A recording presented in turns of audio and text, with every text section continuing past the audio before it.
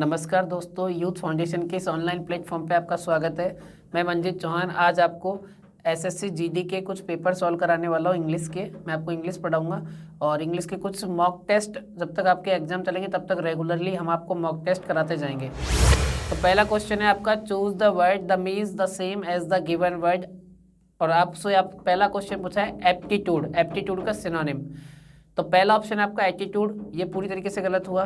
Talent इसका correct answer है क्योंकि एप्टीट्यूड का मतलब होता है टैलेंट, स्किल्स। तो पहला क्वेश्चन का आंसर हो गया B for Bombay, talent. Next one दोस्तों, दूसरा क्वेश्चन है आपका, select the word which is closest to the opposite in meaning of the given words. जो आपको एक मीनिंग वर्ड दिया हुआ है अगोनी, इसका आपसे अपोजिट वर्ड पूछा है। अगोनी का मतलब होता है दर्द, एक, पीड़ा, दर्द होना, कुछ होना। तो इसका करेक्ट आंसर आपका इरिटेशन नहीं होगा, एंगर भी नहीं होगा। प्लेजर इसका करेक्ट आंसर, प्लेजर का मतलब होता है खुशी, खुशी होना। तो करेक्ट आंसर दूसरे का होगा प्लेजर। तीसरा क्वेश्चन है आपका, select the correctly spelled word. तो पहला ऑप्शन है आपका जैसे इम्पेल, इम्पेल बिल्कुल करेक्ट आंसर है, इसमें कोई दिक्कत नहीं है। हफी भी आपका बिल्कुल सही लिखा हुआ है स्पेल्ड। कैसरोल, CASSEROL, ये भी पूरी तरीके से करेक्ट है। तो इसका गलत जो स्पेल्ट वर्ड है इनकरेक्ट, वो हो गया आर्ग्यूमेंट, ARGUMENT होना चाहिए, इसमें GUE लिखा है। तो करेक्ट आंसर आपका हुआ D फॉर दिल्ली। चौथा क्वेश्चन है दोस्तों आपका, choose the word that can substitute the given group of words. यानी आपसे वन वर्ड सब्स्टिट्यूशन पूछा है। और पहला क्वेश्चन, चौथा क्वेश्चन इसमें है, one who holds a post without any salary. एक ऐसा आदमी जो एक पोस्ट पे है कोई भी सैलरी के बिना, उसको बोलते हैं ऑनररी। और क्या बोलते हैं उसको? ऑनररी। तो करेक्ट आंसर इसका हो गया A फॉर एप्पल। नेक्स्ट है आपका fifth question, substitute the following sentence with the appropriate word given in the option. और आपकी स्टेटमेंट, ये भी आपसे वन वर्ड सब्स्टिट्यूशन पूछा है। A statement that can have a double meaning, एक ऐसी स्टेटमेंट जिसके दो मीनिंग हो, यानी वो क्लियर नहीं हो, तो उसको अपन बोलते हैं एम्बिगुअस। D फॉर दिल्ली इसका करेक्ट आंसर हो गया। D फॉर दिल्ली इसका करेक्ट आंसर है, एम्बिगुअस बोलते हैं उसको, ये correct answer D। Next one, next 6 number question है आपका, select the most appropriate meaning of the given idiom. आपसे एक ईडियम का मीनिंग पूछा है, hold your horse's. Hold your horse's का मीनिंग होता है कि अपने घोड़े पर लगाम रखना। लगाम रखना मतलब उसको पकड़ के रखना, उसको मतलब आप वेट करवाना। बेसिकली वेट अ मोमेंट के लिए हम क्या यूज़ करते हैं? Hold your horses. अगला है अब आपका 7 number question, an idiomatic expression a proverb has been given below. एक आपको एक नीचे प्रोवर्ब दी हुई है, उसका आपसे मीनिंग पूछा है। तो प्रोवर्ब है आपकी, अ bolt from the blue. A bolt from the blue का मतलब क्या होता है? समथिंग अनएक्सपेक्टेड इवेंट, कोई ऐसा कुछ हो जाना जो अनएक्सपेक्टेड हो। तो करेक्ट आंसर इसमें हो गया C for China, an unexpected event. 8वां नंबर क्वेश्चन आपसे पूछा है पैसिव वॉइस। अब पैसिव वॉइस दोस्तों आपने खूब बनाए होंगे, तो पैसिव वॉइस अपन को ज़्यादा दिमाग नहीं लगाना होता इनमें, आपको बस चेंजेस आने चाहिए कि किस में किस तरीके से चेंजेस होते हैं। तो यहाँ पर आपसे पूछा, I can not accept your offer. अब आपको कैन नॉट मॉडल ऑक्सिलरी के साथ V1 दे रखा है, तो आपको क्या करना था इसमें? मॉडल ऑक्सिलरी के साथ जब भी V1 दिया होता है तो हम B के साथ में थर्ड फॉर्म देखते हैं।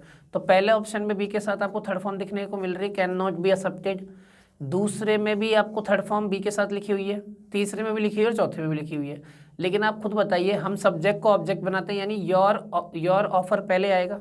तो यहाँ से पहला और चौथा ऑप्शन ही बचा, दो ऑप्शन B और C गलत हो गए, तो बचे कौन से? पहला और D।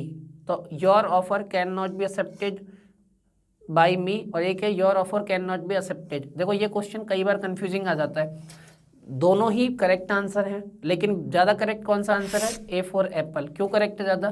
क्योंकि D में आपको डूअर को लिखा नहीं हुआ, डूअर को नहीं लिख रखा बाई लगा के, जबकि पहले ऑप्शन में डूअर को बाई लगा के लिखा हुआ है। तो करेक्ट आंसर हमारी तरफ से क्या होगा? A for Apple. यही एग्जाम ने करेक्ट भी माना है। नेक्स्ट वन, नेक्स्ट क्वेश्चन है आपका, आपसे पूछा है नरेशन, यानी डायरेक्ट से इनडायरेक्ट स्पीच पूछा है आपसे। I said to my friend, can I borrow your dictionary for 1 day only. तो देखो आपको ज़्यादा कुछ नहीं करना, ये इंटेरोगेटिव सेंटेंस है नरेशन का, आपने पढ़े होंगे, नहीं पढ़े तो आप इसी चैनल पे बने रहिएगा, मैं आपको ये पूरा का पूरा चैप्टर वापस से पढ़ाऊंगा। आपसे ये इंटेरोगेटिव पूछा है, तो इंटेरोगेटिव में हमें इतना पता है कि ये टोल्ड और रिक्वेस्टेड जो C और D ऑप्शन है पूरी तरीके से गलत हो गए। यहाँ पर आना चाहिए आस्क्ड, तो आस्क्ड दोनों में, पहले और दूसरे में।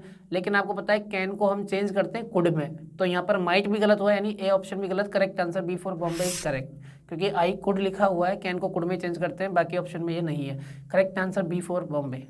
नेक्स्ट नेक्स्ट क्वेश्चन 10 नंबर आपका है, fill in the blanks with the suitable preposition. आपसे सुटेबल प्रपोजिशन पूछा हुआ है, हो सकता है फिक्स्ड हो ये। जैसे लिखा है ही वॉज इन अ हरी, वो एक जल्दी में था, एंड जस्ट ग्लैंस्ड, और उसने एक नजर डाली, ग्लैंस होता है नजर डालना, तो ग्लैंस के साथ फिक्स प्रपोजिशन एट का हम यूज करते हैं, तो करेक्ट आंसर यहाँ पर बी फॉर बॉम्बे करेक्ट हुआ। Next one is fill in the blanks with suitable preposition, same question preposition का है। Nowadays rich people enjoy influence, influence dash the police authorities, police authorities के ऊपर वो क्या हो रखे हैं, इन्फ्लुएंस हो रहे हैं, एंजॉय कर रहे हैं इन्फ्लुएंस को, तो over the police authorities, influence के साथ में फिक्स प्रपोजिशन ओवर का यूज किया जाता है। 12 नंबर क्वेश्चन आपका लिखा है, fill in the blanks with the most appropriate countable noun, countable noun के लिए पूछा है। देखो आपको अगर काउंटेबल नाउन पूछा है तो आपको वैसे ही पता लग जाएगा, वाटर अपने आप में एक अनकाउंटेबल नाउन है, सेंड अपने आप में अनकाउंटेबल नाउन है, इन्फॉर्मेशन भी अनकाउंटेबल नाउन है, तो ये बिना क्वेश्चन पढ़े भी आप आंसर दे सकते हैं इसका। B for Bombay is correct answer house. बाकी एक बार पढ़ लेते क्वेश्चन। क्वेश्चन है in the midst of the hustle and bustle of the city John decided to buy a small, अब वैसे ही पता लगा क्या बाय करना चाहता, तो वो स्मॉल हाउस, तो house is the correct answer. Next one is question number 13 आपके सामने, find the part of the given sentence that has an error. आपसे एरर पूछा है इस क्वेश्चन में, अगर आपको लगता है नो एरर है, सही है, तो आप नो एरर लगाएंगे। क्वेश्चन है I ate a few brown rice this morning, ठीक है ना। अब आपसे क्या कह रहा है कि अ फ्यू ब्राउन राइस, राइस हमारा अनकाउंटेबल नाउन होता है, जबकि फ्यू प्लूरल काउंटेबल नाउन के लिए यूज होते हैं, तो फ्यू यहाँ पर पूरी तरीके से गलत है, यहाँ पर आना चाहिए था लिटिल, क्योंकि लिटिल अनकाउंटेबल नाउन के साथ यूज होता है, तो आ लिटिल होगा आ फ्यू की जगह पे। तो आपका करेक्ट आंसर, जैसे ए ऑप्शन लिख रहा है ब्राउन राइस, ये तो करेक्ट है। B I ate a few, तो करेक्ट आंसर आपका यहीं पे आई एट अ फ्यू नहीं, I ate a little answer होना चाहिए था। बी फॉर बॉम्बे इस क्वेश्चन का सही answer. Next, find the grammatical error in the given sentence, same question आपसे वापस से। Our teacher told us that harmony among peoples is more important than any individual, तो आप खुद देखिए कि पीपल के अपने आप में प्लूरल होता है, 5 पी हमेशा प्लूरल होते हैं, कौन कौन से, पुलिस, पब्लिक, पीपल, पीजेंट्री, पॉलिट्री, ये 5 पी हमेशा प्लूरल होते हैं, इनमें ऐसी या इस लगाने की जरूरत नहीं है, तो ये पीपल्स लिखना गलत है, यहाँ पर पीपल होना चाहिए। नेक्स्ट क्वेश्चन देखो दोस्तों, नेक्स्ट क्वेश्चन आपका, rearrange the following sentence into coherent meaning in the sentence, meaningful sentences. Basically ये आपसे PQRS का एक क्वेश्चन है जो सेंटेंस रीअरेंजमेंट को समझाता है। अब सेंटेंस रीअरेंजमेंट की मैं अगर बात करूं तो आपको सबसे पहले थोड़ी बहुत बातें पता होनी चाहिए कि सेंटेंस रीअरेंजमेंट सबसे पहले हमारे पास क्या था, सब्जेक्ट, फिर वर्ब और फिर ऑब्जेक्ट। पहले सब्जेक्ट आएगा, फिर वर्ब, फिर ऑब्जेक्ट आएगी। तो सब्जेक्ट पहले आना चाहिए, तो आपको देखो इज सो फास्ट दैट, ये तो अपने आप में हेल्पिंग ऑफ वर्ब है, तो ये तो पहले नहीं आ सकता, यानी ए से शुरुआत नहीं होगी, तो बी ऑप्शन आपका कैंसिल हो गया। बाकी आप ऑप्शन से हेल्प ले सकते हैं कि बाकी ऑप्शन में डी सब में पहले है, तो इसका मतलब डी शुरुआत में आएगा। द एडवर्टाइजमेंट ऑफ साइंस, अब आपको पता लग गया सब्जेक्ट मिल गया, एडवर्टाइजमेंट, तो सब्जेक्ट मिल गया, तो इसको क्या चाहिए फिर वर्ब, और वर्ब कहाँ लिखी हुई है हमारी ए ऑप्शन में, तो यहाँ से डायरेक्ट अपन को लिंक मिल गया है कि द एडवर्टाइजमेंट ऑफ साइंस पहले डी आएगा, उसके बाद क्या आएगा ए, इज सो फास्ट दैट, तो यहाँ से ए के ऑप्शन में डी के बाद ए लिखा हुआ है, और वो आंसर आपका ऑप्शन ए इसका करेक्ट आंसर हुआ। ओके दोस्तों, तो इस तरह आपका आज का ये 15 क्वेश्चन का सेगमेंट कंप्लीट हुआ। कल मैं वापस से आपको ये 15 क्वेश्चन का सेगमेंट वापस पढ़ाऊंगा अलग पेपर के साथ, तो देखते रहिए यूथ फाउंडेशन के इस ऑनलाइन प्लेटफॉर्म को। हम कल फिर से मिलेंगे 15 क्वेश्चन नए क्वेश्चंस के साथ। अब आपकी SSC GD की बेस्ट क्वेश्चंस मैं आपको कल पढ़ाने वाला हूं, और ऐसे ही मैं एक मैराथन भी लूँगा SSC GD की, जिसमें मैं आपको सारे के सारे इडियम्स वगैरह करा दूंगा।